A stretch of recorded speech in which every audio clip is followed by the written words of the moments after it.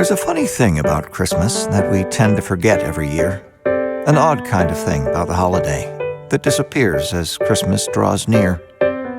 In my years of gifting and giving, and receiving when gifts come to me, I've noticed one thing that's worth sharing. Nothing you get comes for free. That's a lot to take in for a starter. Let me back up and first say, hello. I'm a white-haired and bearded old fellow, and I'm someone you probably know. But I'm here to tell you a story that I hope you'll enjoy and not taunt, about a kid who got what he asked for, a thing he didn't know he might want. I'll be calling this little guy Eric. An average name for a boy, but it could be a girl named like Sarah, or a Johnny, or a Jessie, or Joy. The point of the story is bigger than who the story's about. But I'm getting ahead of it. Sorry. I'll back up. There's no need to shout. This happened when you were much younger, when cell phones weren't even a thing, when each day seemed, oh, so much longer, and mothers all knew how to sing. I know they're still singing today, sure, but you have to admit it seems rarer. More distractions keep all of us busy, and we worry about making an error. So we tend not to sing and stay busy as we struggle to get through the day, when we might do much better to be singing while keeping our worries at bay. I'm getting off track again, darn it, not following the rules to the letter. So, back to the story of Eric, or of Sarah, if you think that's better. It's 4 weeks or so before Christmas when this tale begins to take wing, with our hero, or heroine, starting to make lists for a Christmassy thing. In your house, it might have been different, but in this house, they were given this task, to choose one thing that they really wanted, since, can I have more, is just too much to ask. So this kid was sitting and thinking when Mom came and sat very near and said, "Are you making your list for Christmas?" And the kid answered, trembling with fear, "I want so much, and it's hard, Mom, to be narrowing my list down to one, like a bike or a magic kit or crayons or a game or a new BB gun." Well, a gun's not the answer now, is it? There are so many new ways to play. So keep thinking, and I'll bet that you get there. You don't have to answer today. Then she sat there, quietly humming, while the kid kept crossing out stuff. And though it mostly was wordless, all music is language, if you listen closely enough.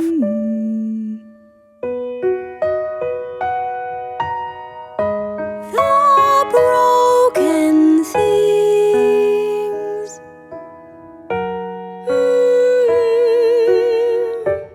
Then Mom leaned in and gave one kiss, which was wiped off once she was gone, and Eric, or Sarah, kept writing, and deleting, and on and on and on. I'll skip forward a bit, maybe 2 weeks, and the clock is now ticking much faster, because Christmas will be here so quickly, and desire is such a strong master. So the kid went to Mom with an answer, and Mom was ready to hear. Are you here to say what you're wanting for Santa to bring you this year? And the answer was kind of surprising, because the kid said it without even thinking. "Is it possible to get a piano?" And Mom stood there, just quietly blinking. "I don't know if I'll like it or even if my playing will be any good, but I like hearing you humming and singing, and I was thinking that maybe I should try to learn to make music, so maybe with a piano of my very own, I could find out what songs I'll be singing when I'm gone from here and I'm grown." Well, that's lovely. But that gift's a big one, and Santa's probably busy. But if you want it, then ask for it, and maybe it won't put him into a tizzy. As the kid walked away, she felt frightened, because money was scarce in their house. But she got herself back together and went to talk to her spouse. This is part of the story that's hidden. When moms and dads talk about money, it's not usually known by the children, because finances are no fun and not funny. But one night after brushing and flossing, the kid passed by their bedroom's blue door and heard Dad say, "I really don't know, hon." And then Mom said, "But we can do more. I hope we can make Christmas special." And then Dad said, "You're right," in reply. So you think Santa could do it? And Dad said, "Oh, I'm sure that he'll try." Now we'll jump to early that Christmas. And by early, I mean 6:03. Because Christmas is not made for sleeping.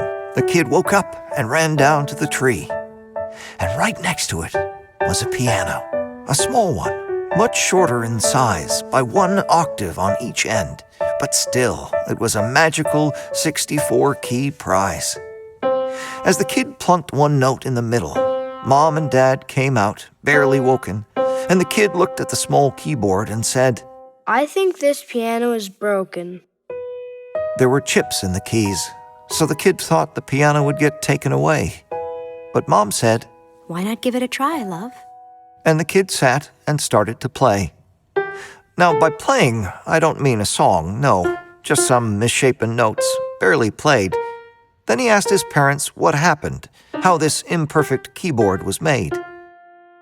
We asked Santa that very same question, and we coaxed him with cookies he ate. And he said, Well, the elves were so busy since the order came in very late. It's not perfect, but it's still a piano. And music is never a chore. So the kid turned back to the keyboard and plunked the melody Mom sang before. Mom knew it, and she started singing. And Dad joined in once in a while.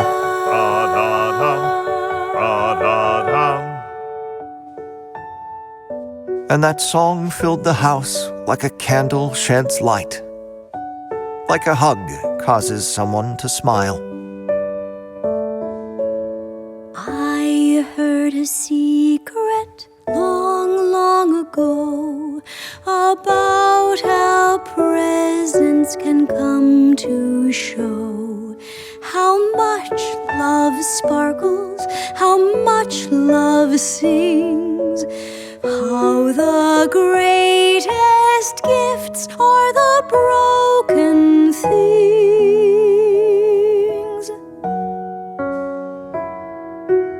It's not perfection making life grand.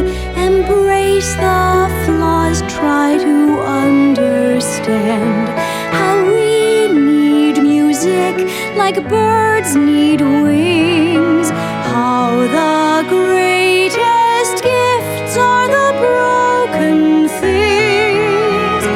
And you'll find this glow, the light behind a smile makes shadows fade. You'll know each day you grow to look for perfect in the things that you have made.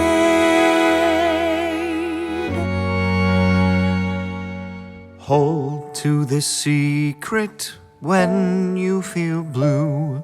This little secret from us to you. Please don't be perfect. We don't need perfect. You're our gift tied with crazy strings. All the greatest gifts are perfectly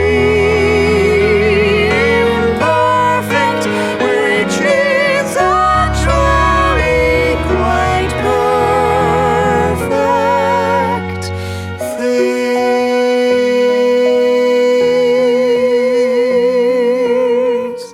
You probably think that I'm Santa. That's how Christmas tales tend to be. But the funny thing about this story is the kid at the keyboard is me. And that was the very best Christmas. I remember it when life leaves me bruised. Because I wanted a piano so badly that my parents found one that was used. And I know they couldn't afford it, but they got it for me all the same. As I practiced and learned how to play it, it became my most favorite game. It still sits there in my old bedroom, and when I visit, it calls me and sings about how the best presents surprise you, and how music fixes all broken things. The one thing